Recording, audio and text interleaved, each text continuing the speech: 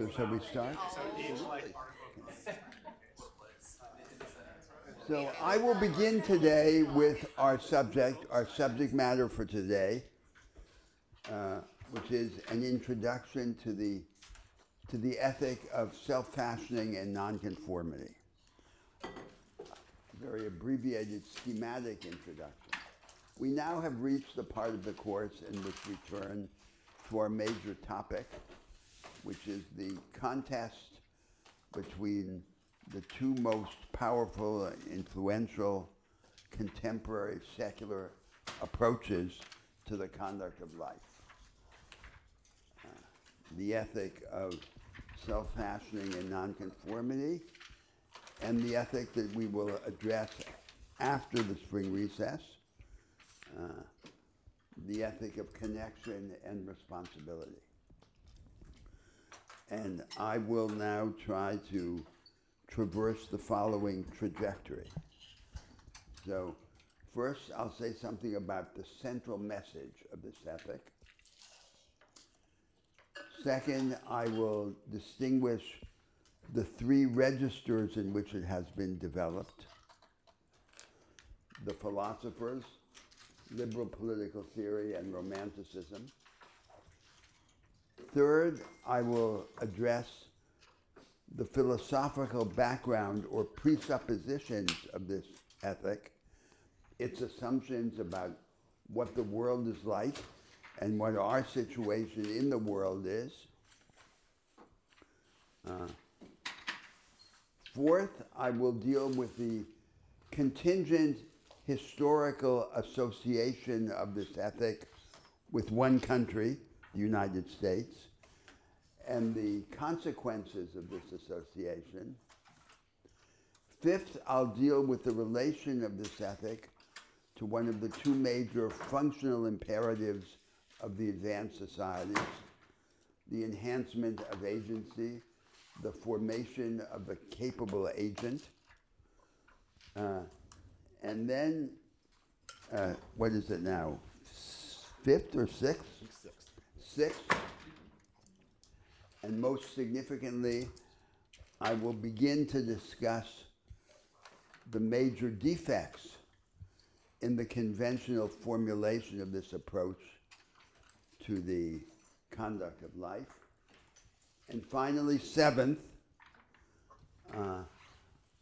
I will anticipate the argument of the remaining distinctiveness of this ethic, even after we correct for these defects that I will have addressed in the sixth step of my argument. And so, foreshadowing the direction of the argument in the course, the idea is that when we correct the obvious defects of these two ethics in their conventional or superficial formulation, they do come closer together. And not only do they come closer together, but they appear to have convergent political implications in these revised or corrected forms. However, the core of the moral teaching remains distinct. They do not merge. And that failure of merger then could be taken as a sign of a lasting and significant duality in our moral consciousness. So that's the plan. Now, first, the ethic of self-fashioning and nonconformity is a moral theory of agency. The value to which it gives supreme importance is our ability to act against the context, against the script that society or conventional morality hands to us. And by acting against it, by affirming our agency, to affirm also life. So it is life, vitality, that speaks through agency. By acting as agents who can resist the context, who can resist conventional morality, who can resist society and its depreciation of life, we give voice to the supreme value, life, agency is the means for the expression of this overriding commitment to vitality. So the core message of this ethic, by a first approximation, is that we should and can come more fully into the possession of life.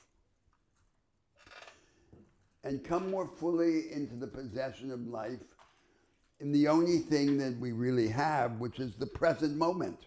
We don't have the future. We don't have the past. All we ever have is the present.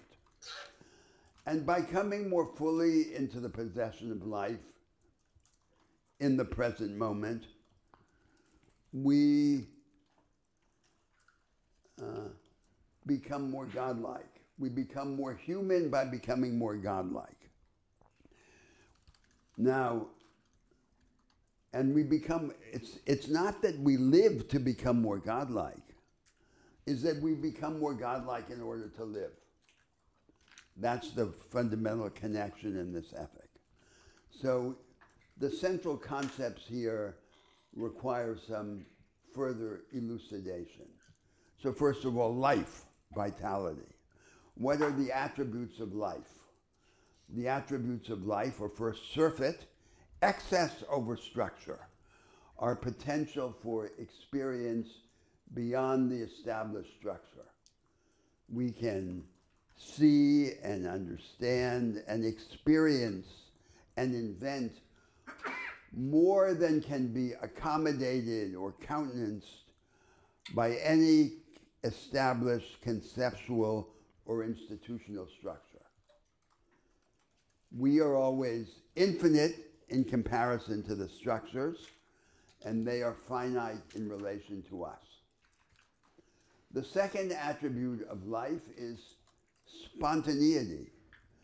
Spontaneity is manifest in our ability to invent, to make the new, and to make the new in opposition to the script that society or conventional morality hands to us. And finally, the third attribute of life, of vitality, is surprise. The result of this spontaneity and of this surfeit is our ability to cause surprise, and cause surprise to ourselves, which is to act in a way that deviates from what is expected, from the rules, from the order established in the world and in society. That's all the central message of the philosophy. It's commonly viewed as a kind of individualism, but in reality it's a philosophy of life, of vitality, and of the expression of vitality in the resistance to the enemy. The enemy is the script, conventional morality, and their depreciation of life. Now, I come to the three registers in which this idea has been mainly developed. The first of them is the philosophers, and the two which we've drawn your attention to in the readings are Nietzsche and Emerson. They are both philosophers of life, of a shared life, of our shared ascent to a higher form of life. And this philosophy shares with the other major approach to the conduct of life that we'll examine, the ethic of connection and responsibility, the characteristic of being on the side of the second family of ideas of happiness, which we described earlier in the course.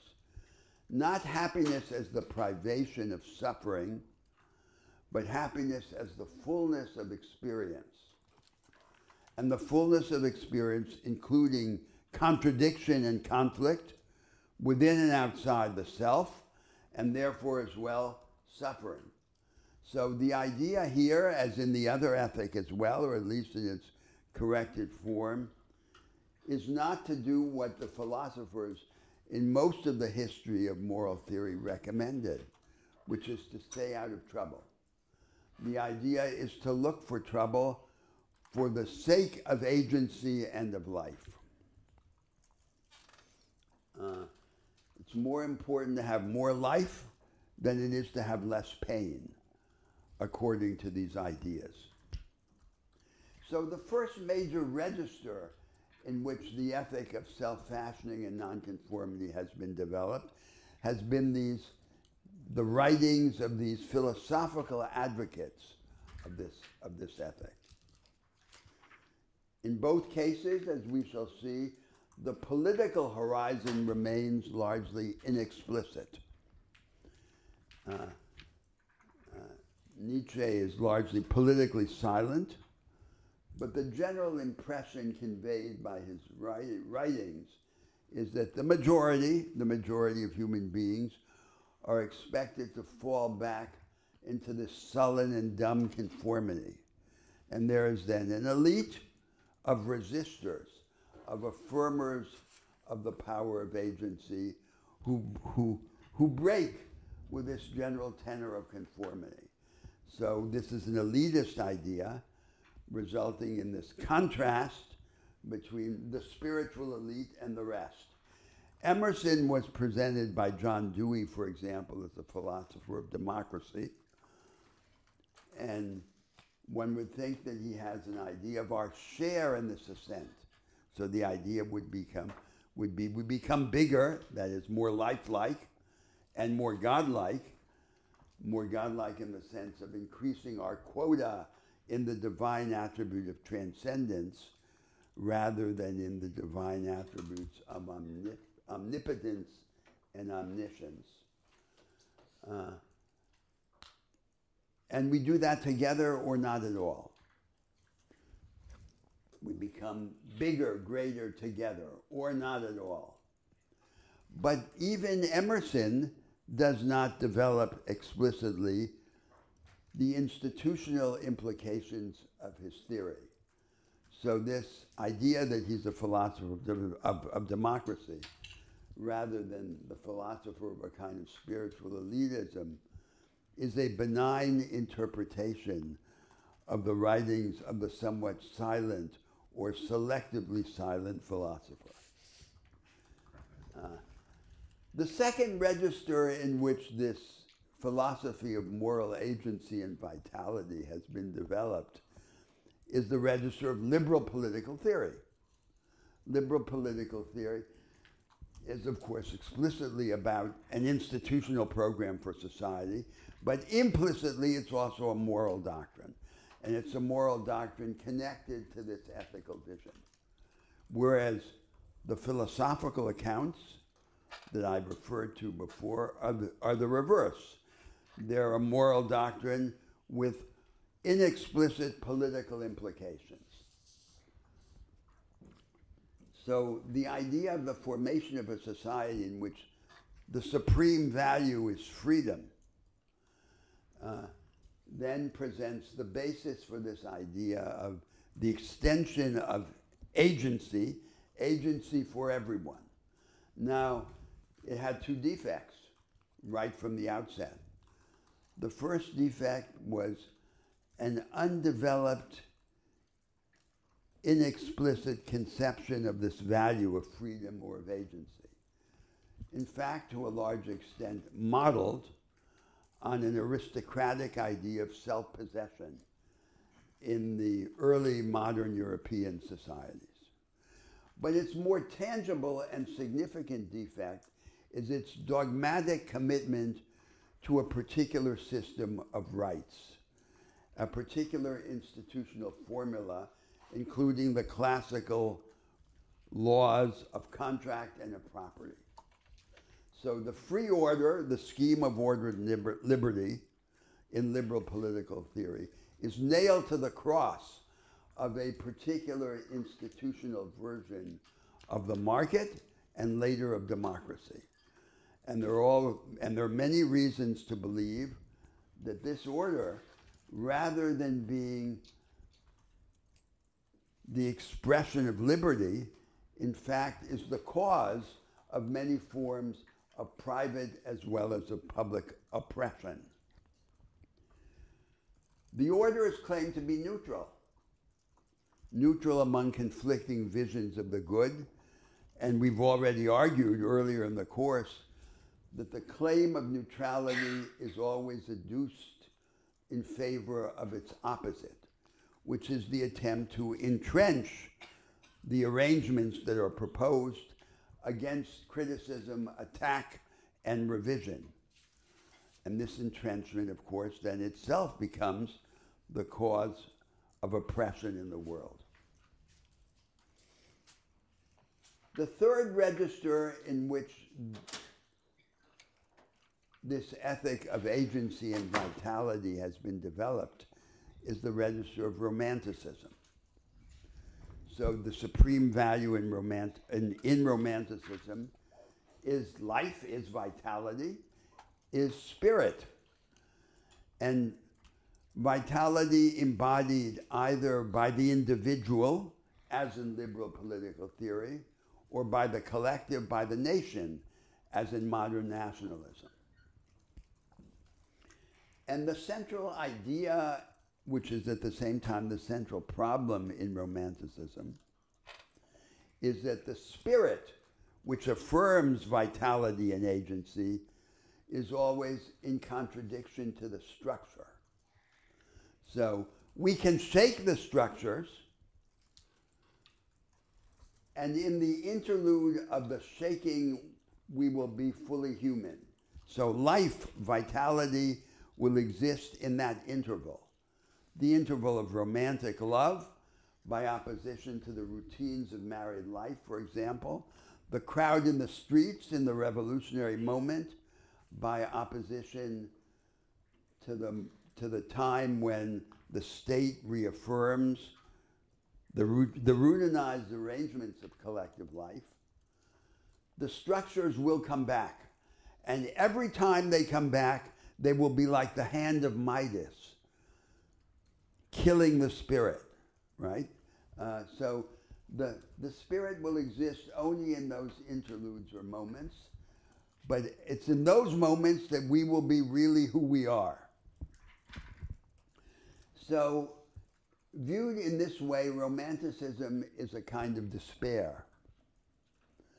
It is despair about our power to change the relation between spirit and structure, and to create institutions, arrangements in society, or ways of living for the individual that are more hospitable to the spirit, not just substituting one structure for another structure, but altering the relation between spirit and structure. So those are the three registers in which the ethic of agency and vitality has been developed. Now we might ask, what are the presuppositions of this ethic regarding what the world is like? Its philosophical or metaphysical presuppositions. Nietzsche developed a kind of metaphysic, allegorical, metaphorical, somewhat rebarbative, but it doesn't have a clear relation to the central themes of this ethic. And this is a problem that we will encounter again and again in the study of these ethics. When they attempt to base themselves explicitly on a philosophy, characteristically the philosophical foundation weakens rather than strengthens the expression of the ethic. But this fact does not exempt us as students of this problem from trying to understand what the presuppositions of this ethic about what the world is like really are. So I want to argue that the basic presuppositions are the following. First, there's one real world. The most important thing about the world is that it is what it is, rather than something else. And that's by opposition to the idea that it's an allegory. There are a multiplicity of worlds. We could be different things in different worlds and so forth. No, there's one world. And it's what happens in this one world that we're in which is faithful. The second idea is that time is real. After all, a central element in this philosophy, as I described, is to come into the possession of life in time. Time is the medium in which we succeed or fail in the struggle to affirm vitality. And for time to be really real, it means that nothing can be excluded from its sway. So, for example, the idea in the philosophy of deep structure, the philosophy of the Greek philosophy of being, that there's a basic permanent structure of the world and permanent regularities, laws, constants, and symmetries of nature that are outside of time and are more real than the rest because they are immutable, cannot readily be reconciled with this view. The third metaphysical assumption is that the new is possible. There is a perpetual creation of the new in the world, an openness to the new. If the new were not possible, this idea of agency and possibility that I described would be doubtful. The fourth idea is that history does not have a script, that it's not a kind of machine that locks us in to a predetermined course. Because if it did have a script, this hope for extending our agency and through it affirming our vitality would be greatly restricted. History must be open to the invention of new things. If there's path dependency, the shaping of the future by the path, this path dependency must itself be a variable rather than a constant. And we must be able to invent forms of life and institutional arrangements that weaken the force of path dependency, the power of the past to shape the future. The fifth presupposition is that the self has unfathomable depth.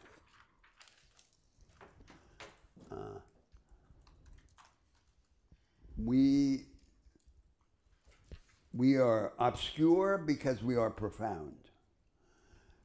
It's not just that we are obscure to one another, we are obscure to ourselves. Obscurity is related to our attribute of the potential for transcendence. There's always more in us than in the social and conceptual worlds that we build and inhabit. We exceed them. And the reverse side of this potential for excess is our obscurity. Heraclitus says, the soul of another person is a dark continent that can never be visited. So, and it's directly related to our attribute of transcendence. And the sixth metaphysical presupposition is that the ordinary, the vulgar, the commonplace has more potential than the noble. So, for example, comedy is higher than tragedy because tragedy is about the impossibility of breakthrough, of transformation, the unavoidability of contradiction. And comedy is about transformation. So everything that is vulgar, that is ordinary, as opposed to what is hierarchically superior in some pre-established conventional ranking, is what has more promise for us. Now, the claim I want to make, but I won't argue it at the moment,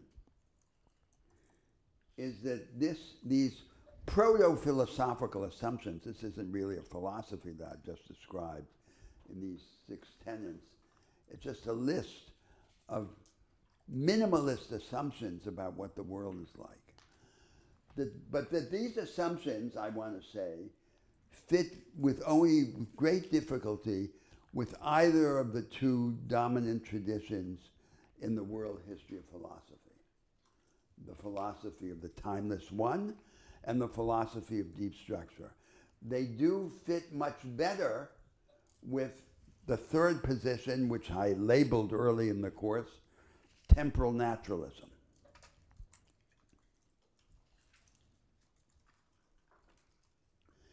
And they also are difficult to reconcile with the other element that has prevailed in modern Western philosophy, which are successive dualisms. In the late Middle Age, the dualism between nature and grace. Then in Descartes, the dualism between mental stuff and physical stuff. Then in Kant, the dualism between the noumenon, the thing itself, and the phenomenon, which we perceive. And then in 19th and 20th century thought, the dualism between the historical social world and the natural world. They fit much more easily, it seems, with the idea that there isn't what Spinoza called a kingdom within the kingdom. The human kingdom and a different regime of nature. We don't have to adduce a miraculous exception in favor of ourselves.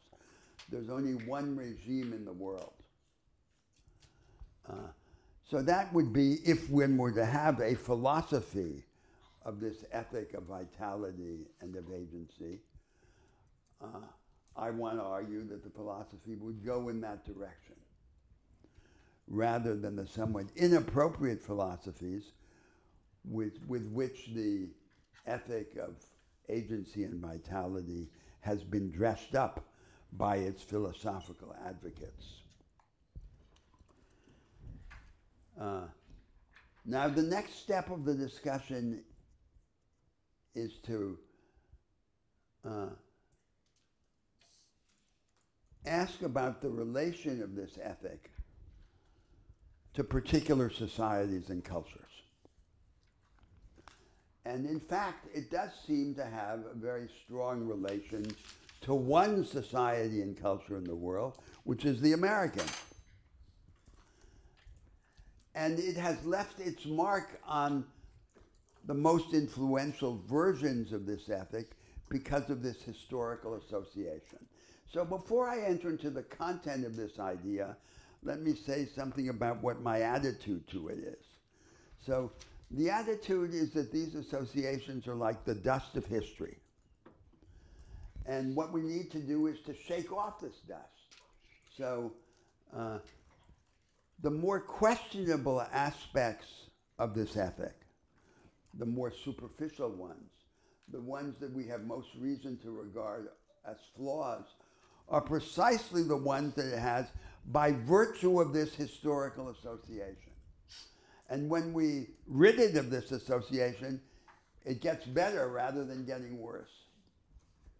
So what are these associations? So let me make just a very few schematic remarks about the expression of this association. So when Tocqueville visited the United States in the 1830s, the economy of the South was a hierarchical slave system, but the economy of the North was basically an economy of artisans, of craftsmen, of small-scale proprietors. Tocqueville said that their supreme ideal was equality. I think he was mistaken, and he was led to his mistake by his concerns with contrasting the United States with France.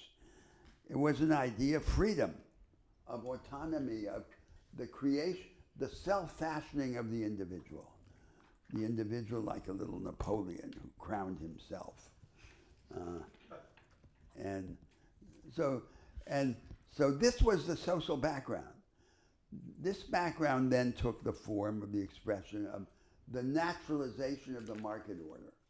The market was thought to have a single natural and necessary form, although the Americans built the United States in a way by contradicting this assumption.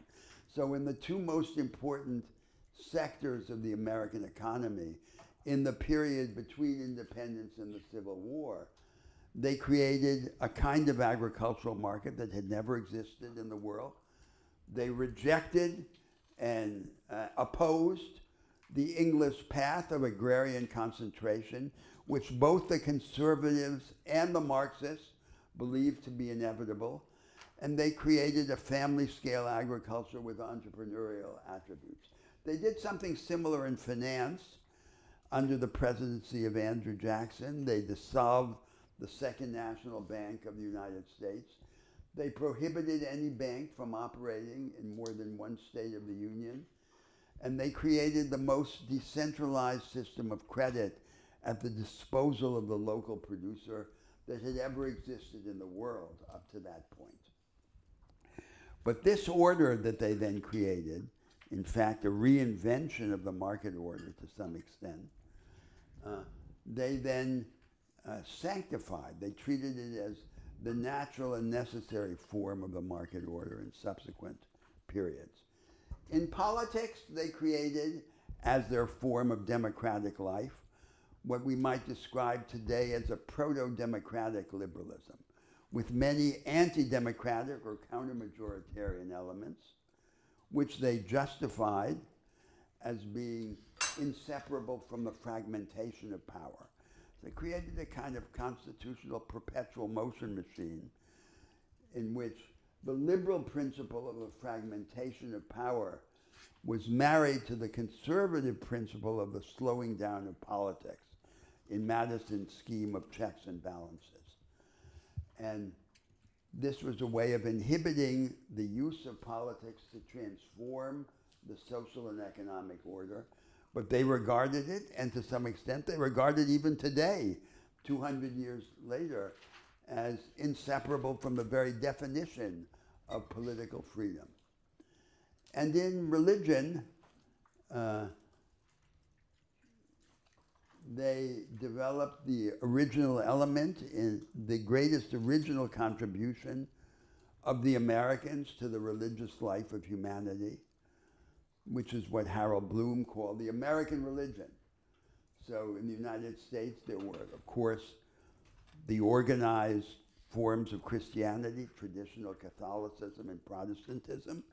There was the secular humanism, which was to a large extent a secularization of Christianity. But there was the third element, and that's the element which has been called the American religion, with the religion that the Americans themselves created, like Latter-day Saints, Jehovah's Witnesses, Seventh-day Adventists, centered on the idea that the individual participates in the inner life of God. In a sense, the individual is God. And this was the more audacious expression of the American religious sensibility. So in the United States, in the early 19th century, there were what you could call the American prophets. Emerson himself, Whitman, Lincoln, and others. And the message of the American prophets is that the individual becomes more human by becoming more godlike. And against this religious background that I just described, and this prophetic message, the message of the American prophets, from the outset bore two taints. So the Americans generally think that the problem with the message of the prophets is that it hasn't been enacted. But it's not enough to enact it, I would want to say. It's necessary to correct it before it's enacted. And it had two flaws, even in the mouth of those prophets. The first flaw was an inadequate view of the relation between self-fashioning and solidarity.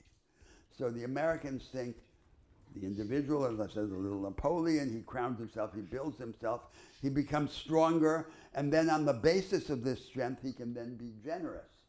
He can be philanthropic, he can establish voluntary associations. That's not a correct view of the relation between self-fashioning and solidarity. If you take as your point of departure something like that view that I advocated early in the course about the contradictory character of self-construction, you need to be connected, but you need also to find the way of diminishing the price in subjugation and depersonalization that connection requires.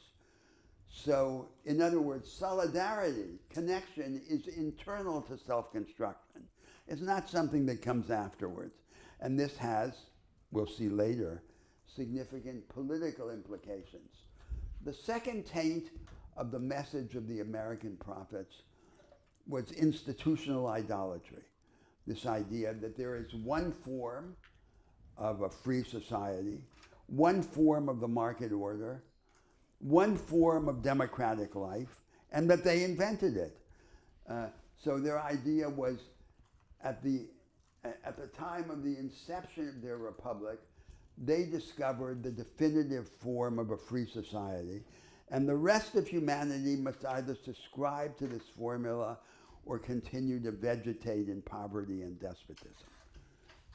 So this was the American idea, and to some extent remains the American idea today, because the cult of the Constitution is only the extreme form of a general element of institutional idolatry in the American culture.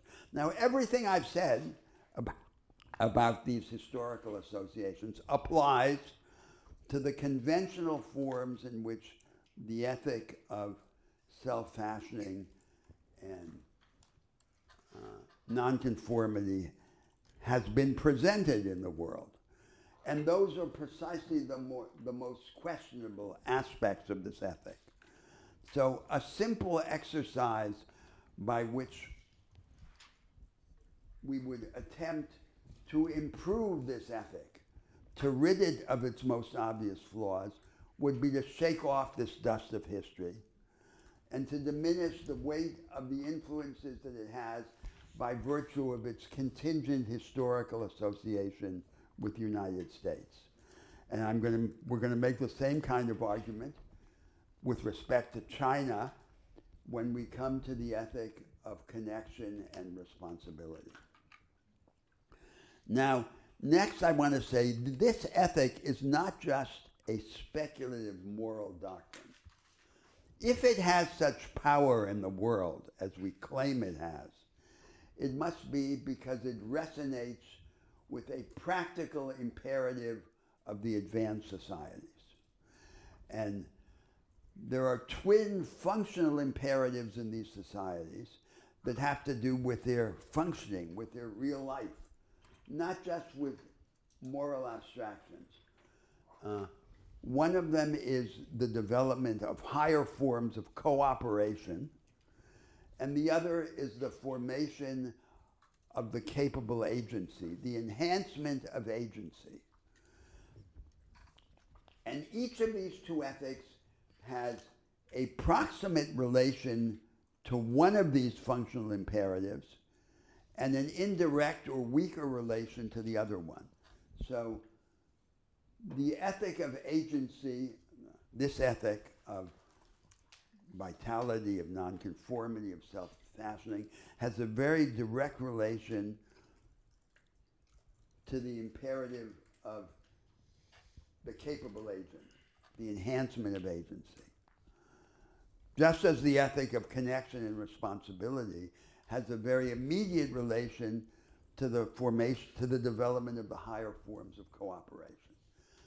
Now, the background to this is the idea that there is a tension, if not an outright contradiction, between these two functional imperatives.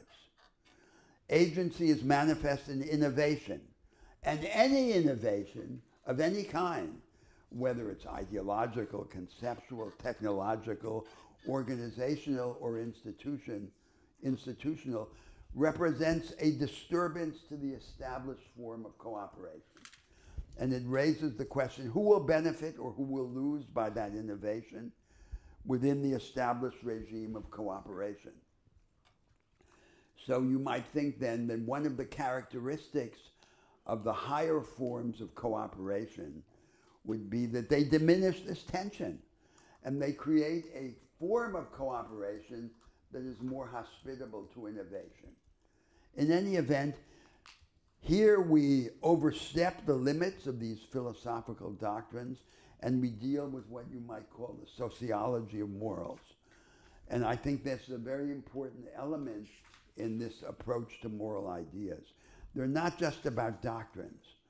They're about the real stuff of social life, and that's why these projects have such weight and significance. Now I come to the sixth step in my trajectory, one before the last one, which is briefly to list the obvious defects of this ethic and the reason why it requires revision or correction.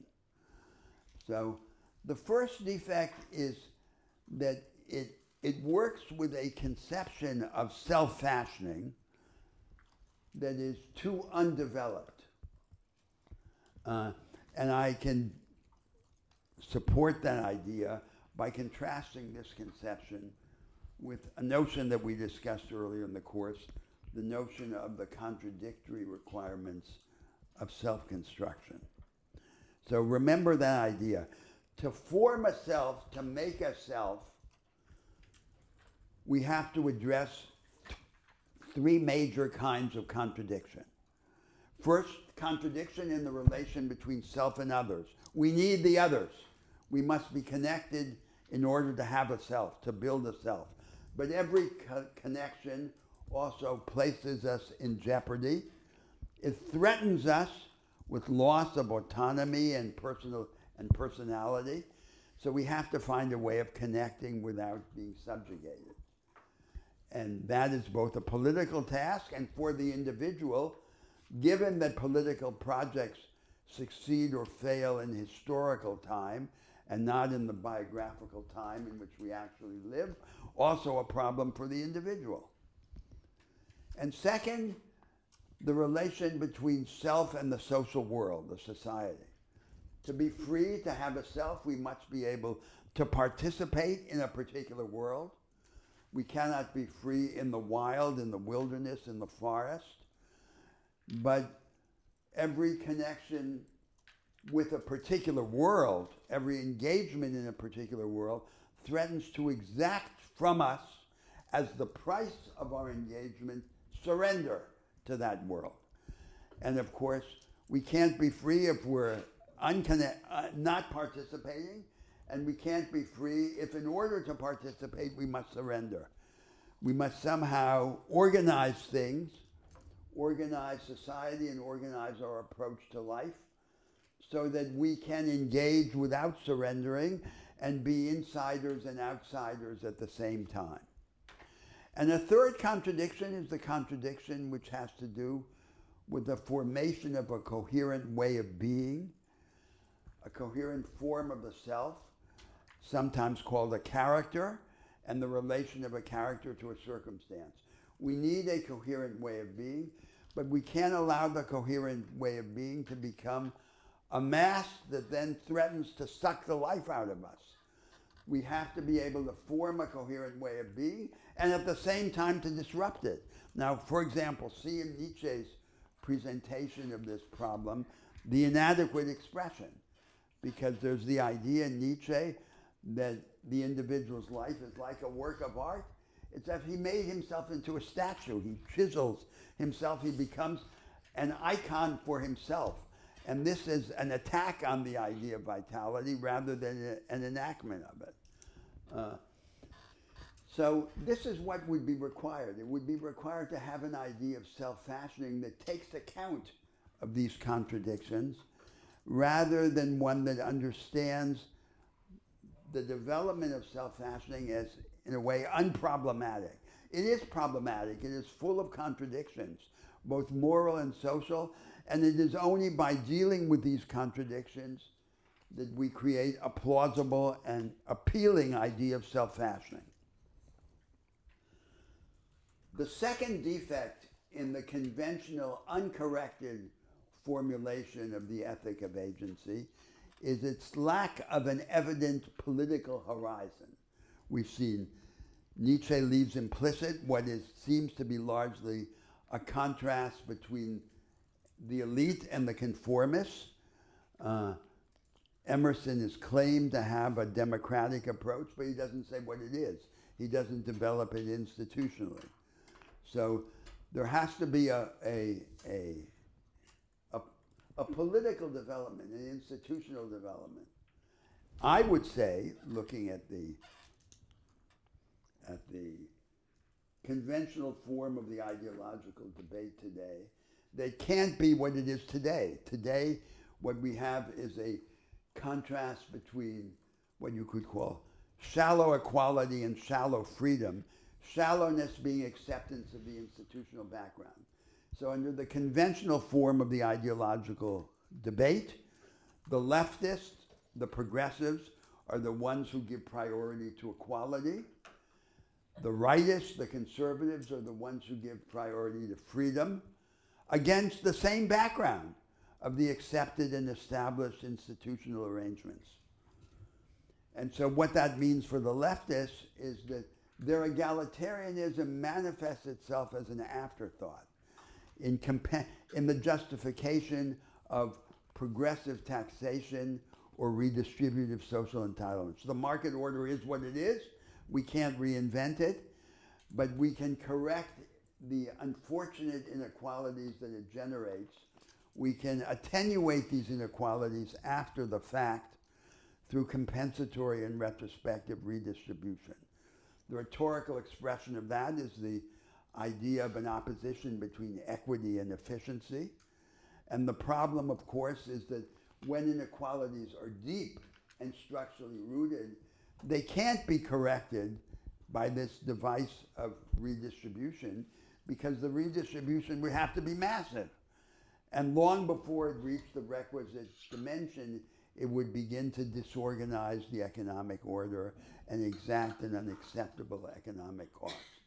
Structural problems must have structural solutions, not non-structural solutions. So in searching for an alternative to the conventional form of the ideological dispute, we would have to come to another idea, that the alternative to shallow equality as the aim of the progressives is not radical equality, which would be arithmetical similarity of the outcome or of the circumstances of individuals. The object is deep freedom, and that would be the politics of the ethic of self-fashioning if it had a politics. So inequality, entrenched inequality, has to be resisted because it's incompatible with the affirmation of agency, with our becoming bigger together. But it's not the real aim. So on that view, what is it that distinguishes a progressive from a conservative? Two things. One is that the conservative thinks it's natural for human life to be small, and the progressive thinks, no, it's not natural. The conservative says it's natural except for this elite of inventors, of entrepreneurs, of heroes, of creators of novelty. The rest are the conformists. And the opposite idea is we can rise together to a higher form. We can become bigger together or not at all. So that's with respect to the goal. And that goal could be expressed in this language of the ethic of self-fashioning and nonconformity as coming more fully into the possession of life in the present moment. The second contrast between the progressive and the conservative on this revised view has to do with the method or the practice.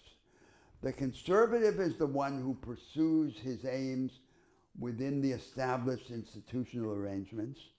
The progressive is the one who believes that the pursuit of those interests and ideals necessarily has to transgress the boundaries of the established institutional order. But the transgression does not take place in the form in which Marxist theory, the main intellectual influence on the left, imagines. It's not the substitution of one indivisible system for another. It's change that is structural, but in historical reality almost always fragmentary, but nevertheless capable of becoming cumulative. So this is a brief account of what I would describe as the politics of deep freedom. And it would lead us then to a search for a higher energy form of democracy, a different form of democratic life that could overthrow the rule of the living by the dead and diminish the dependence of change on crisis. And a form of the market order which could expand the access of the majority of the labor force to the most advanced forms of production that are the ones that bear the imprint of the imagination. This is all that this ethic doesn't have in its conventional form. It doesn't have this political horizon. Now, the third flaw I want to bring under the label of Prometheanism. And by Prometheanism, I mean the idea that the individual can save himself. He can lift himself up. And in this respect, the ethic of self-fashioning becomes like a kind of religion for the godless, a secular religion for the godless. And it's a kind of triumphalism or power worship, as it beats the drums in the presence of death, as if an extravagant expression of vitality and agency could suppress our mortality. It deals with the problem of groundlessness by focusing on the agent who supposedly can create value and meaning in an otherwise meaningless world, who is himself. That's the agent himself. He is the substitute for this missing God. And thus also it addresses the problem of insatiability by focusing on the creation of this self as the true object of the pursuit. So every society, every culture draws a line between the alterable features of the alterable features of human existence and the inalterable circumstances of society. And every society draws that line in the wrong place. But each society draws that in the wrong place in a different way. And so we just described the way in which the Americans have historically drawn it, exaggerating the possibilities of salvation of the individual by himself, but diminishing the prospects for the transformation of society. And then you have this kind of idea. Now, what's the price of Prometheanism? So first, it's a kind of self-deception. The individual can bring himself up alone by himself.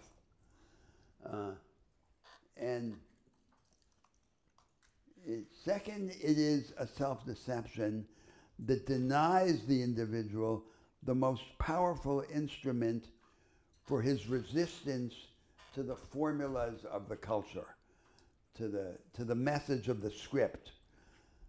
He has to awaken from his slumber, from his half-routinized life in which his time is consumed, in order to be fully awake and manifest his life. And so the purpose of refusing this Promethean escape on that view is to conduct a kind of argument ad tehorem, against himself. He terrorizes himself. He wakes up from his slumbers, from his routinized half-life, his anticipation of death, and is fully awake, and that's how he exercises his vitality. And the triumphalism, the power worship of Prometheanism, is a detour from this pursuit. Now we come to the fourth flaw, which is the most important. And the fourth flaw is the emptiness of the ideal of autonomy as it is expressed by the conventional forms of the ethic of self-fashioning. So I mentioned before Lear's statement at the end of the play. He says, I shall do such things I know not what, but they will be the terrors of the earth. And this is the situation of this empty ethic of autonomy. Autonomy for what? To do what? So it's like, the leftists, the progressives around the world often say, if they don't know what to propose, they say, let's have a constitutional convention. But if you ask them what they're going to say in this constitutional convention, they don't know. And so the role of the ethic of autonomy is like the constitutional convention in the moral affairs of humanity. And we can imagine then so what would be a richer account of autonomy? Real autonomy, it has to have a content. Autonomy depends on our connections and on our engagements. We have to be connected to people, and with connection comes the risk that our connections will fail, they'll be rebuffed, and we have to take sides. Those are our engagements. And the risk, of course, is that we'll take the wrong side. But our autonomy, if it has a content deriving from something more than just this determination of the past on the present and the future, must come from these engagements and connections. And the content then is inspired or informed by our epiphanies, the discovering the possibilities of experience, of personal and collective experience. And these epiphanies in turn inform our prophecies, our anticipations of a greater life. So that's what I would propose in an alternative view of autonomy. Autonomy has to have a content given by our connections and engagements, and this content has to be inspired and informed by our prophecies in the light of our epiphanies.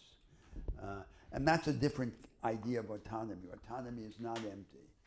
Autonomy is something that we fill with content through the struggles of life. Now, one final step. So let's imagine a version of this ethic which we correct of all of these flaws. We address one by one the 4 flaws that I just listed. We shake off the dust of history, the attributes that this ethic has by virtue of its association with the Americans. And we're going to try and do that, continue that exercise next week. But at the end of the day, what will be left of this ethic? What will be its distinctive identity by contrast to the other ethic that we're going to explore later of connection and responsibility? And I want to say that among other things, it will still retain at least 4 elements, which are, as it were, the minimalist content of its distinctive profile in these moral debates of humanity. First, there will be the target, the ultimate addressee. The ultimate addressee is the individual encased, embodied in a dying organism, separated from everyone else despite all of the connections. And it's going to continue to be. Now, it's not self-evident that individual should be the protagonist of moral theory. The other ethic has a different view of what the ultimate protagonist is. The other ethic says the ultimate protagonist is the interpersonal.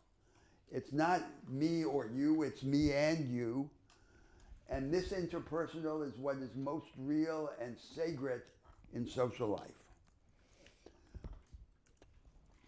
The second residual or minimalist element in this ethic is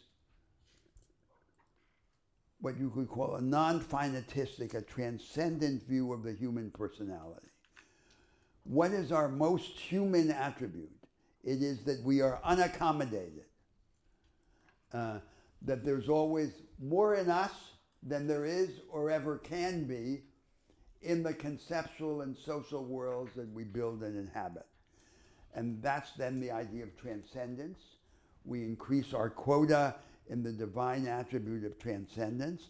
And by that device, we become more human and come more fully into the possession of life.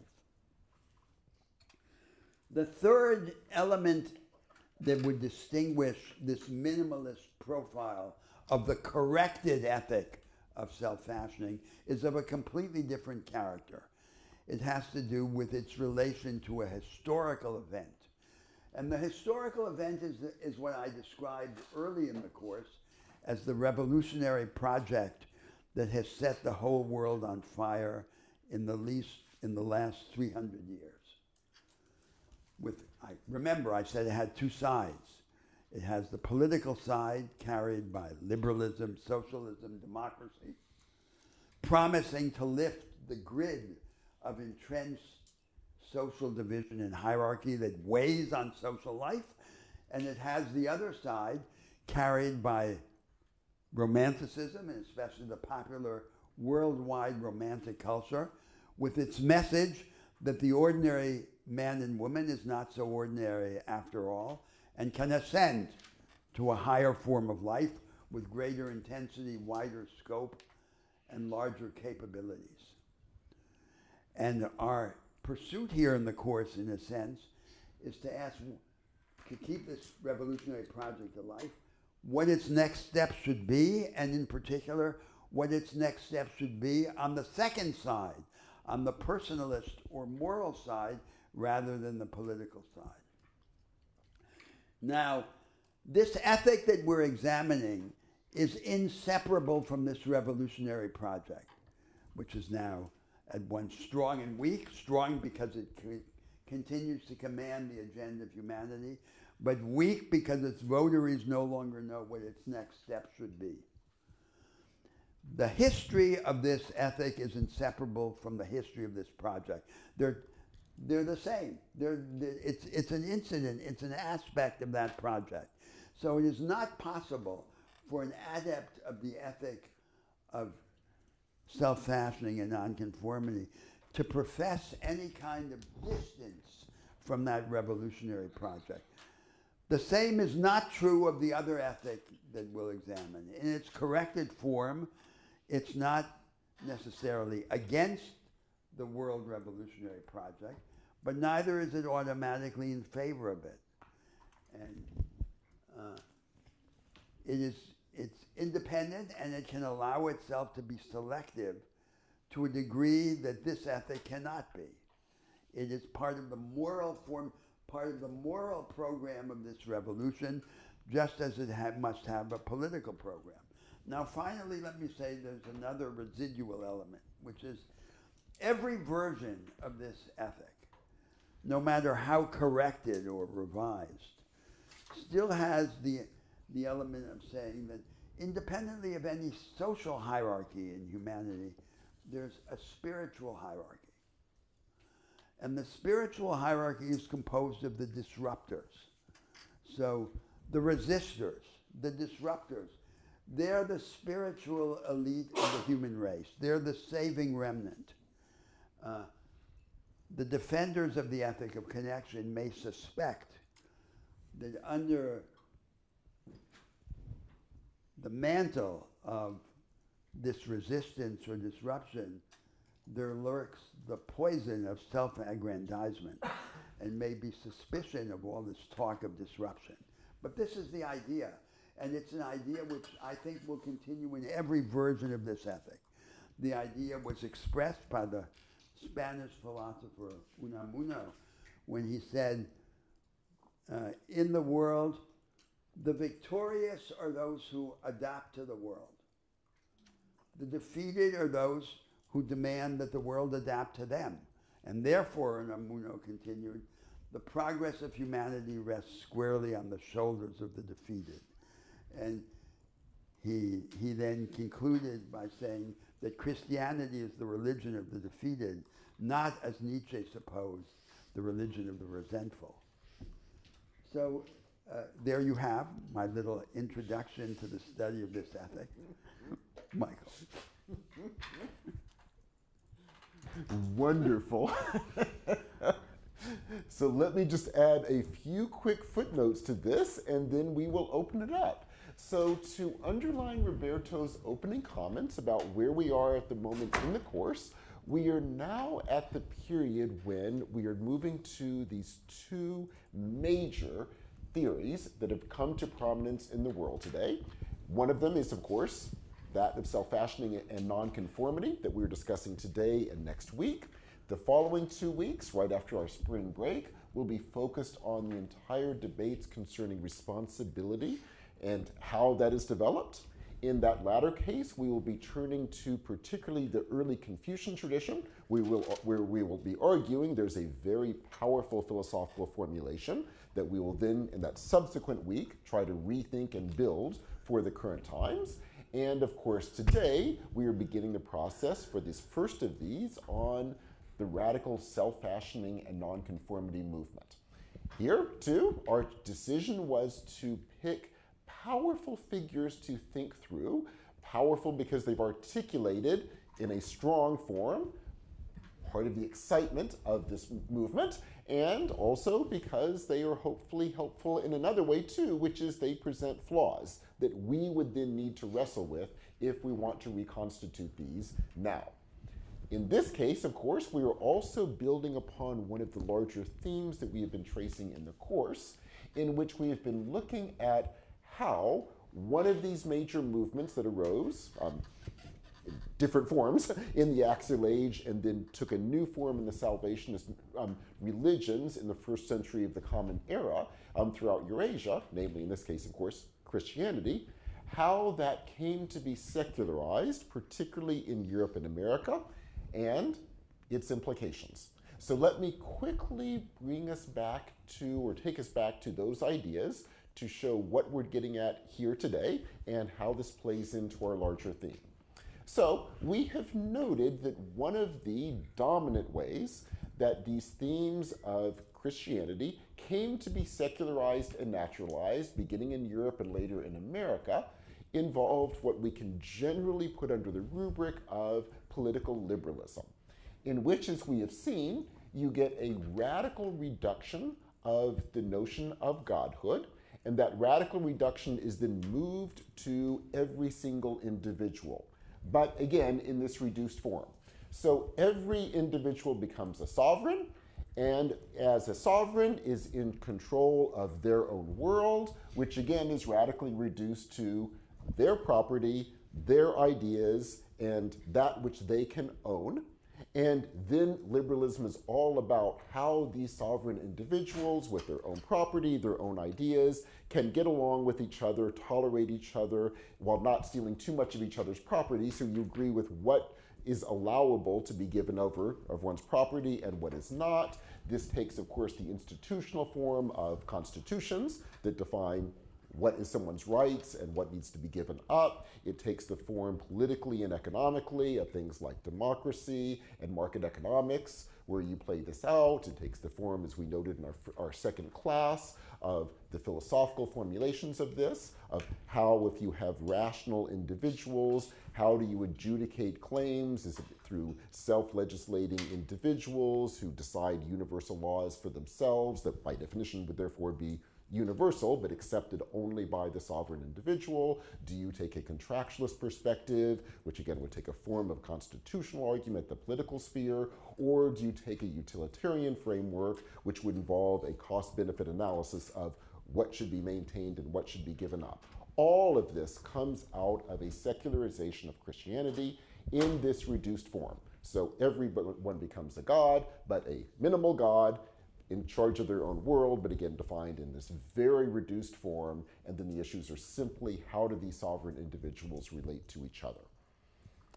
Largely in opposition to this, but oftentimes requiring its institutional basis to make it possible, was, as we have noted, the Romantic heresy, which emerges in the 19th century, largely in opposition to political liberalism, although again it kind of requires it. And as Roberto has noted, that always involves the few individuals who achieve their radical authenticity through their revolt against everything I just mentioned, because everything I just mentioned would be part of a world of conformity.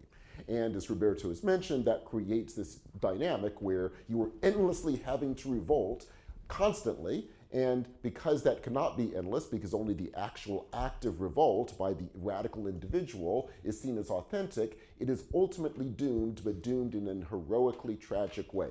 So think of Lord Byron, who revolts against the British aristocracy, endlessly does these revolutionary things, gets to be known, I'm sure he loved this phrase, that he was mad, bad, and dangerous to know, because of course he has to play that out. Then of course he tragically dies young, that he kind of has to do, because you have to die young in this mode, because if you don't, then you kind of like cease to be seen as, as the radical rebel. This plays out, of course, more recently in American history in the 1960s through 1980s rock stars that would try to play out that exact same ideal where you just endlessly revolt against the bourgeois society, and either you overdose at age 26, it was always 26 for some reason, or if you don't, then it kind of becomes a problem, because then you keep going and then you become like, like the Rolling Stones, they've just become a nostalgia act where Mick Jagger will still sing "Sympathy for the Devil" and then he flies off to his many mansions, and it's kind of this wink nostalgia thing. Yeah, I used to be one of those rebels too, and we'll play act it out. The reason I mention this example is, of course, as Roberto said, it requires the endless revolt that by definition can never be played out. So it creates the problem if you don't die young or overdose or what have you.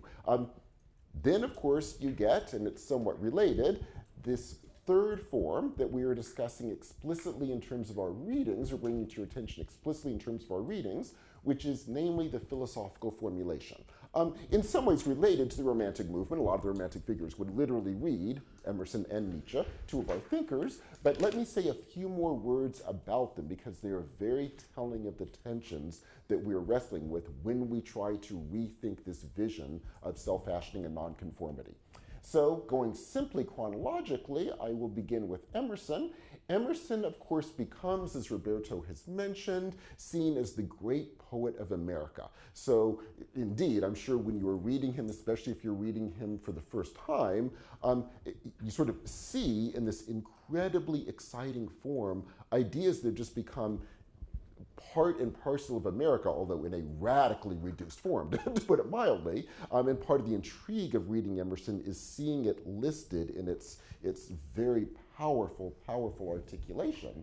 And as Roberto has mentioned, and here I'll be brief because I think Roberto has summed it up beautifully, Emerson's move here essentially is to move everything to the individual, but not in the form of political liberalism. He wants to radicalize that notion of individualism to say that if you, looking within, can find a truth that is by definition true for everyone, not in a Kantian self-legislating sense, but because it perfectly accords with, in fact, the larger world, that is what he will call genius. And it is a cult of the individual genius, which means the individual genius is always innovating, never following convention, never ever repeating himself, never imitating anyone else. It's always this radical cult of originality, innovation, constantly. And as Roberto has mentioned, despite the fact that he will indeed later be called the poet of American, not just of America, but American democracy, as you can see when you're reading him, the democracy part, as Roberto said, is not readily evident at all. When he uses the term Emerson, it's literally in the sense of, well, everyone can find this genius within themselves, but by definition, he takes for granted that very few of us will. And I also say by definition because, of course, there's no possibility of what it would mean for everyone to be doing this. And you even see this in his personal life. His personal life consists of many quotations. A few of these pop up in his essays too, where he'll talk about the crowd, these conformists, he's clearly looking down on them. And in his personal life, he's always looking for fellow, he clearly thinks he's one, fellow individual geniuses. So Thoreau was a very close friend of his because he thought Thoreau was one of these. He would often take trips to Europe and England and try to meet fellow geniuses. So it was a cult of these rare, radical individual geniuses, assuming that most human beings are not going to do it, and they are the lowly crowd of conformists. So there is an inherent elitism in this radical cult of the individual. an inherent elitism that, yes, is not hereditary, but it is absolutely elitist and creates all the problems Roberto was mentioning. How do you endlessly play out this game of constantly being innovative, never doing the same thing twice, always being radically original, and it creates this cult where you have to constantly try to show how radical and innovative and original you are as opposed to everyone else. Now, then we turn to the second of our figures, who is plays out a similar problem, but in a very distinctive way, but also worthwhile for us to think through the implications of. Nietzsche. Now, Nietzsche knew Emerson, only mentions him a couple of times, but in those couple of times, Nietzsche sees Emerson as indeed being a radical genius, and Nietzsche, as we will see, has a very comparable cult, if anything, a stronger cult of the radical individual genius. And in those few places, where literally two, he clearly says, yes, Emerson was one of these people. And so let me say a little bit more about what these people are from Nietzsche's perspective. So as you have seen, when I was saying before with Emerson that Emerson kind of looks down, to put it politely, on the crowd, Nietzsche will take that to a radical step. Indeed, he will not only look down on, say, political liberalism for him is part of a herd morality that he will dramatically oppose. So, in the work we have asked you to read, The Genealogy of Morals, the quick version of this, of course, is the following.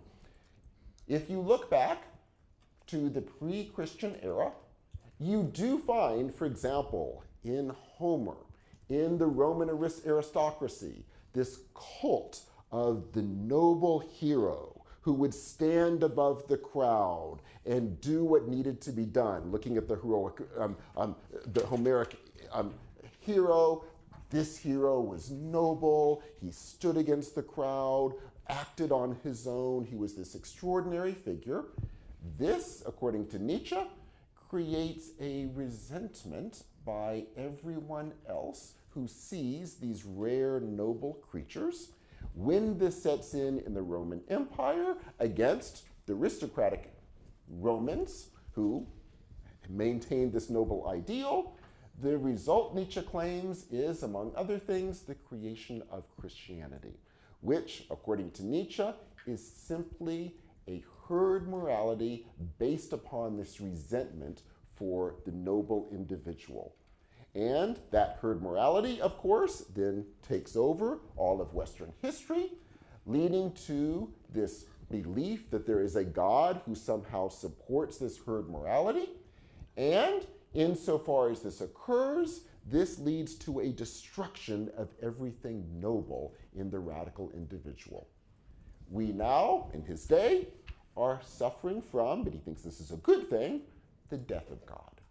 And with the death of God has come a secularization of the herd morality in the form of things like liberalism, socialism, which to Nietzsche is simply a secularization of Christianity, as we have seen, but for him, since Christianity is a herd morality, socialism, liberalism is nothing but the same. And then, what do we need? Well, the next part, of course, I'm sure you could guess if you hadn't read it. What we need is, of course, a return of the radical individual. Not, at this point, the Homeric figure, but rather an even grander one. What he will call the Übermensch.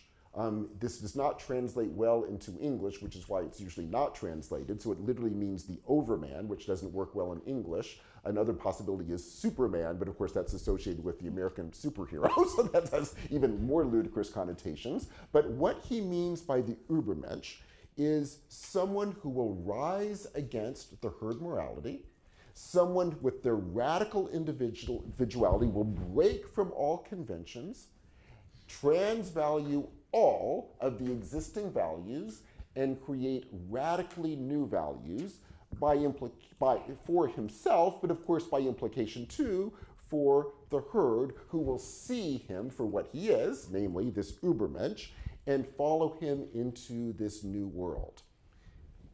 Nietzsche thought Emerson at least was beginning this. It is quite clear Nietzsche thinks he himself is continuing it. The ultimate political implications of this, as Roberto has mentioned, is never worked out by Nietzsche. So how would this play out politically? However, it is not only easy to imagine some chilling implications, these happen historically. So one of the major movements that picks up on Nietzsche, and I don't mean to imply it's an accurate reading, however, it's telling this is the figure they're turning to, are of course the Nazis. So Hitler loved Nietzsche. We actually have Hitler's book, scarily enough, so you can see what he is underlining in Nietzsche. It's a selective reading. You can see he underlines the triumph of the will of the Übermensch, as you can imagine. He doesn't underline Nietzsche's critiques of German nationalism. That does not get an underline, so it's a selective reading. However, the triumph of the will of the Übermensch is most certainly there, and Hitler will quote that constantly. And obviously, the claim is Hitler is saying, I am that Übermensch. I am leading to the creation of a new world by breaking the herd morality of liberalism and communism and creating this radical new world based upon an embrace of life and vitality for, again, those few who will actually follow him, and the rest will be the detritus of history who will be destroyed. Now, again, I'm not claiming that's an accurate reading of Nietzsche.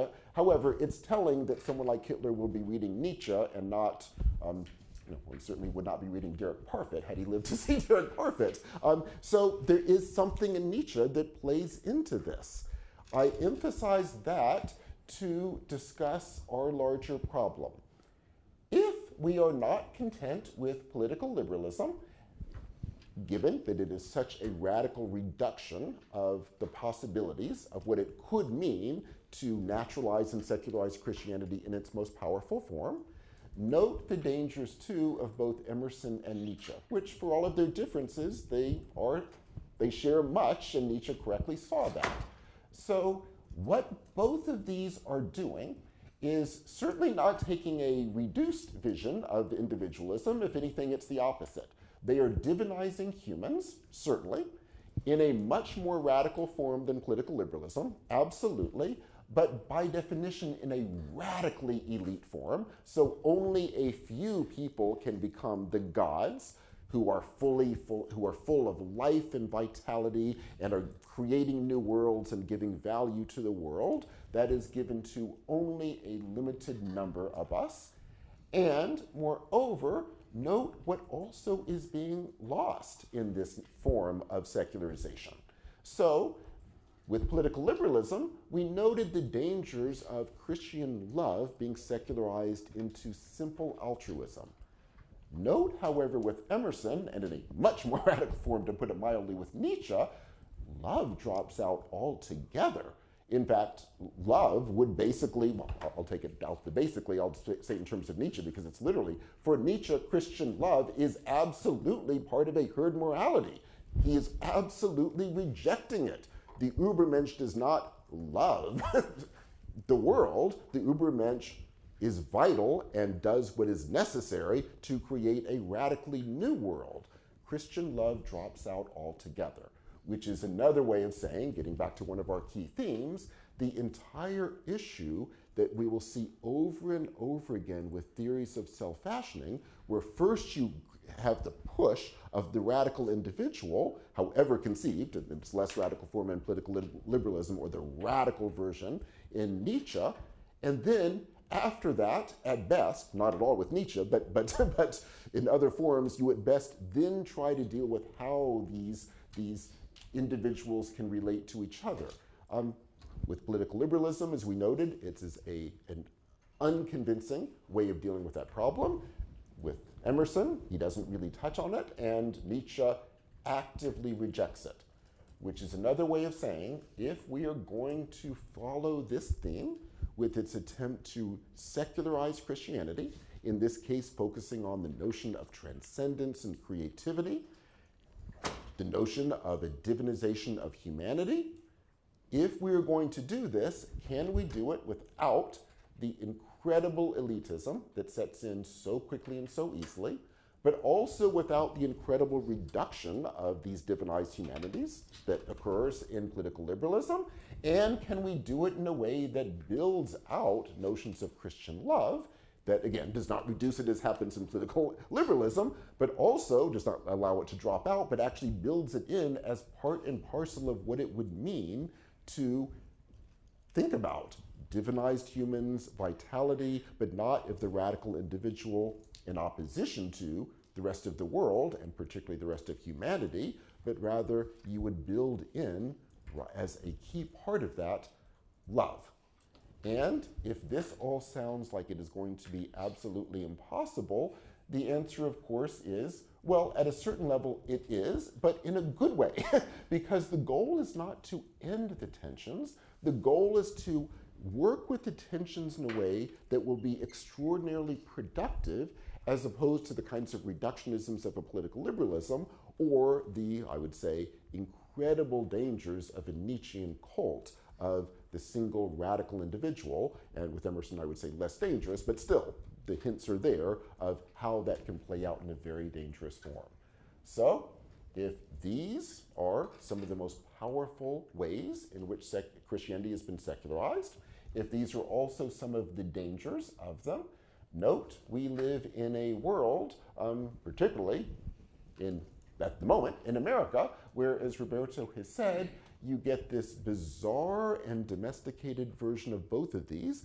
Liberalism, certainly, but a liberalism that takes for granted that the American version of it, as put together, say, by the writers of the Constitution 2 centuries ago, somehow have the one and only correct version of it, a vision of a market in which Americans somehow again think they have the correct, natural, proper version of. And so not only is that a very dangerous form of liberalism, itself a reduction, but now an incredible reduction and statusization of liberalism. And then, of course, you get the Emersonian cult of the individual, not taken to Nietzschean levels, but here again, I would say reduced. So in the American version, it's, oh, I will just look within, be true to myself, be true to who I really am, meaning that I click on whatever Amazon things are true to me and that I like, and I can be true to myself, a radical reduction of what Emerson was getting at. So in America, which has become associated with the self-fashioning movement, it is a radical reduction of both Emerson and political liberalism. The Nietzschean route is not actively being played out in the world today, but probably will at some point in our lives with potentially very dangerous effects. And therefore, for us, what do? How do we revivify and resurrect and rethink this tradition in its most powerful ways to build again its incredible power, while hopefully also seeing the past 2 centuries and seeing the dangers of the ways this is played out? How do we rethink it to avoid those dangers?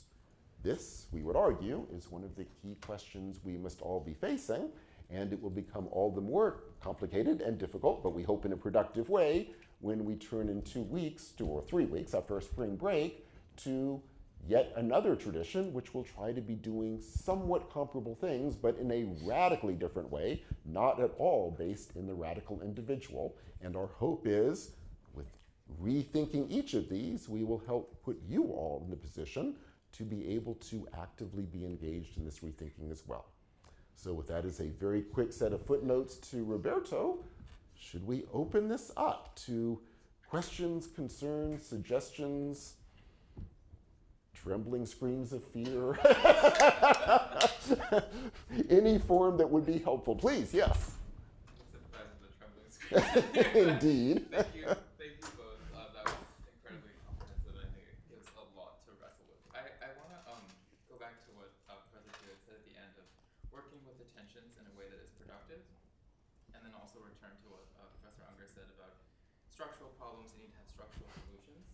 I think just taking it to a practical, personal level, when we have individuals who are shaped by their context, have certain attachments, the structural solutions that people propose tend to put people on the defensive of their particular individual, their Amazon clicks, their books, their likes.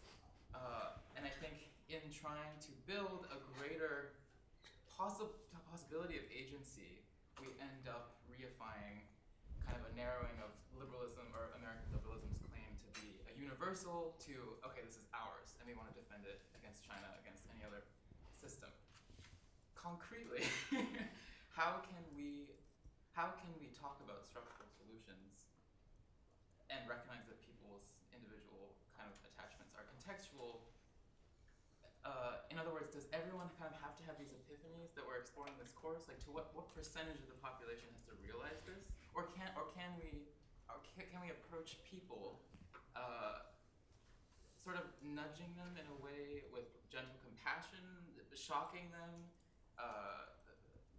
To what extent do these epiphanies have to be held by everyone, and do we have to kind of fully overthrow people's current identities?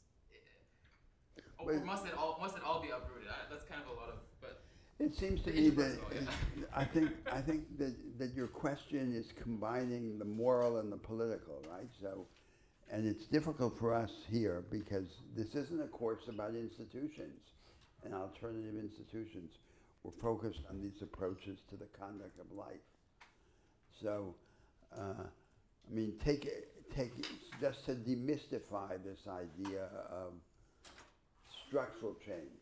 So we have an example of what we're talking about. There is the most advanced form of production now in the United States and in the other leading economies of the world is what we call the knowledge economy, right? And the knowledge economy or the experimentalist economy or the innovation economy has emerged in these societies in a merely insular form.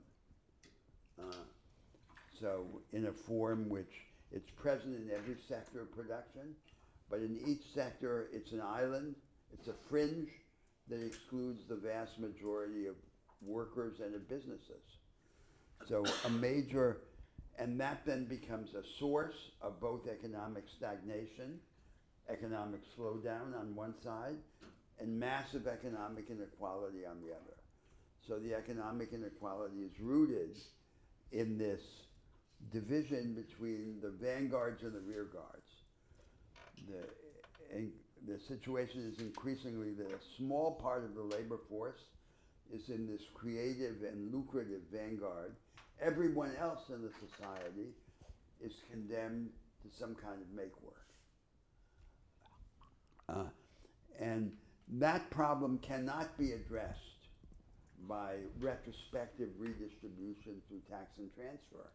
It requires an effort to deepen and to disseminate this vanguard, to recreate it in a form in which it does become accessible to everyone else.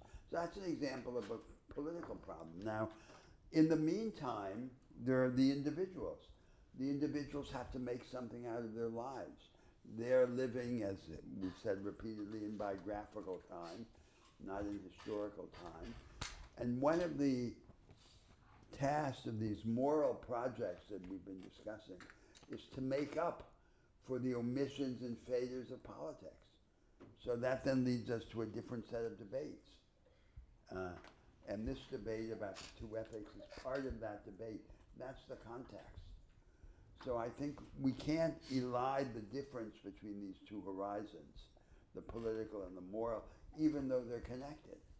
Yeah, just as a quick response, I guess my fear is that in this endeavor, we also have a kind of elite project of, I don't think it's intentionally constructed that way. I think it's very thoughtful and sincere and comprehensive. But I think how do you avoid that this project itself becomes a kind of higher access for only, I think, disseminating and teaching is one way, but I think it's in talking with other people, to what extent does it disrupt their whole existence if we kind of lay this out and then leave people to kind of, I think it's meant to be a shaking, right? You want the unsettling of. Well, I've said when I was speaking about the United States and the association of the conventional forms of the ethic with the United States, I said the message of the American prophets was defective. It's not enough to enact their message. It's necessary both to enact and to correct it. And it's corrected because it has a disturbed view of the relation between self-fashioning and solidarity. and because it is committed to this institutional idolatry, as I called it. So that's a level at which the political and the moral do begin to be connected. And it means that transformation can't just be transformation of institutions in politics. It has to be the transformation of our ideas about ourselves. So a Democrat has to believe that these prophetic powers of humanity are widely diffused within the human race, that everyone is potentially a prophet. The premise of education in a democracy is that the school is not the instrument of the state or of the family. The school is the voice of the future. The school appeals to every young person as a tongue-tied prophet. And so then we have to form the individual. So there are two sets of debates here, and they are connected, but they're not the same. And the debates that we're trying to have here are debates about these alternative moral projects. So it's inevitable that in the idiom in which we discuss them, they're going to be complicated. And there has to be a way then of popularizing this debate so that it does become accessible to everyone. But a common mistake, thinking about politics and leftists, a common mistake that progressives make in politics is they think they make it seem that they have a plan which they're hiding for tactical reasons. But in politics, if you don't debate a plan collectively, it doesn't live in many minds, it doesn't exist. So the situation of the progressives is that they seem to be hiding for tactical reasons a plan that they in fact don't have. Now, so I would say the same thing of morals. That is, before we find a way in which to have a popular idiom, a popular discourse in which to discuss these things, we have to know what we want or what we think, regardless of how accessible it is. And I think it's a mistake to elide these two stages, these two steps. There's first something which is very difficult, and very difficult for everyone, not just difficult for the mass of people. There's no elite, there's no group in the society or in the academy that has a purchase on these problems, right? It's not as if someone knows how to discuss this, but they haven't yet found a way to disseminate it. That's not the situation. The situation is that no one knows how to discuss this. And so we have to find a way that can be clear at least to ourselves. And once we have it clear for ourselves, we can then disseminate it or popularize it. But if we try to do both things at the same time, it's likely that we won't do either. That's the problem. Yes, please. I'm curious how much we might be collectively pushing Emerson or like radicalizing him more than he ever actually was, given the context of Christian Unitarianism at that time, Yeah. especially since he was a minister himself for a number of years, and then throughout his entire life continued to be a congregational member. So it's not like he went off and espoused his own ideas here. He was essentially a change maker within a change-making, collective. So I'm wondering, are we taking it too out of context and pushing it to something that never was really meant to exist? Well, what was not meant to exist? The idea when he talks about self-reliance, he's not advocating in the same way of the Übermensch Right. in Nietzsche, or the idea that somebody can be truly entirely self-reliant. He was working within the context of Unitarianism, which had the individualized connection with the divine already preset from 1820s or so. And so I'm wondering how much we might be saying, oh, look at this radical figure from years before, and how this has influenced thought ever since then, more than he was ever intending, or more than it was even in his own day. And what's the consequence of that? What's the practical implication? Uh, If we committed that error, what would result from it? I think essentially we'd be kind of extrapolating ends that no one ever thought was actually, an option, except for now, unless we take it out of its proper context and we make it into an extreme that it never really was. So essentially, we kind of, this is going to be a very bad relationship here, but excuse this, but essentially we are the Hitler to Nietzsche. We are taking it out of context. We are underlining things. But it seems to me, I'm not viewing this now from the standpoint of a professional academic. A professional academic is concerned, what did he really say? What did he really mean? I think I'm skeptical about all such questions. I don't have the slightest idea what Emerson really meant. But that's not what's significant for us. So Emerson, for example, has the doctrine that imitation is suicide. Now, and that contradicts something we know about human desire, that to a large extent human desire is mimetic. We desire things because other people desire them. And our desires are also have this projected quality. They're all proxies for something else, right? But nevertheless, there is an inspiration there, that the individual is capable, the ordinary individual under a democracy should be capable of being the originator, the source of novelty, and of resisting the script that is handed to him by society or by culture. Now, independently of how original Emerson was, how radical, how this, and that's secondary. That's the doctrine which he officially pronounces. Now, to the extent that we take that doctrine seriously, how can we, first of all, distinguish it from a crude individualism, like this idea that wants to separate self-construction and solidarity, when they're not separable? They're dependent on each other. And second, how can we give practical consequence to this idea? Imitation is suicide. How can we form individuals who have this capacity for resistance? Now, it has a practical aspect, because these societies, this was the argument about the functional imperative, these societies require innovators, people who can participate, but participate not just as conformist team players, who can resist. While they're operating the system, they can innovate in it. That's a practical requirement. And that then it has consequences for education. So then and that leads to the idea, for example, that our education should be dialectical. Everything should be taught at least twice, from contrasting points of view, because that's the only way to liberate the mind. In the university, method is associated with subject matter.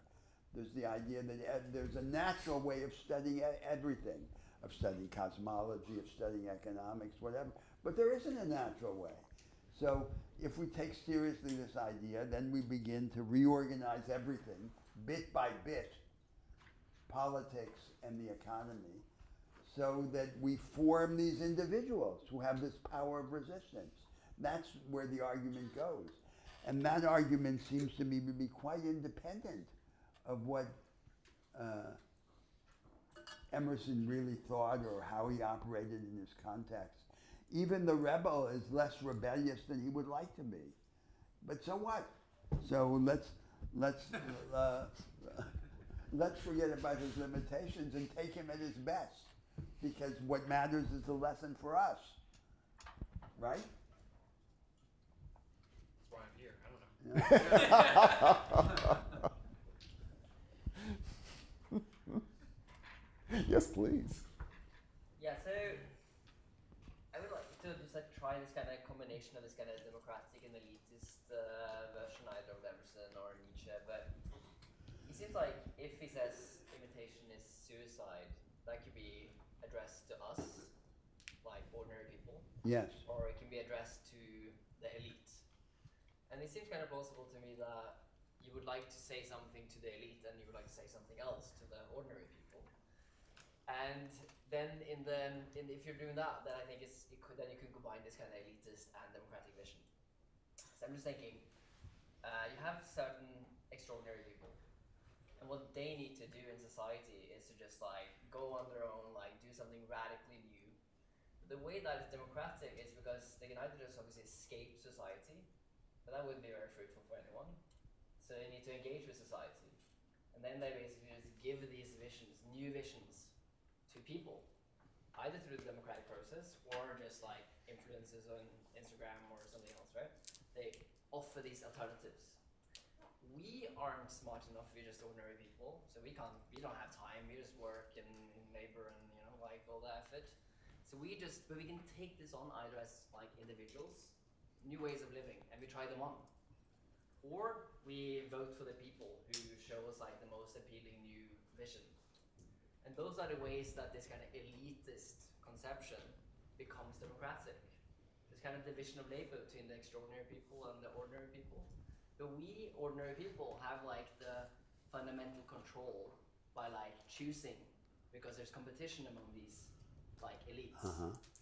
Doesn't that seem like good and also maybe in line with... Are you thinking that's the solution, or are you saying that's the solution to the problem? In other words, they're exemplary individuals, as Emerson called them, and the exemplary individuals increase the range of the diverse material, and the rest of us select from the diversity which they created. That seems to me to be an unsatisfactory solution, and it's not an embodiment of the idea that we become greater together, because greatness has to be associated with some form of, with some participation in this activity of creating the new. It won't necessarily take a spectacular form. It can take forms that are modest, that are secretive. But it seems to me that your provocation points to another question that hasn't come up in our conversation, which is that this ethic, in all its forms, even in the corrected forms, is in danger of degenerating into a kind of power worship. So this is power. Creating the new is a form of power.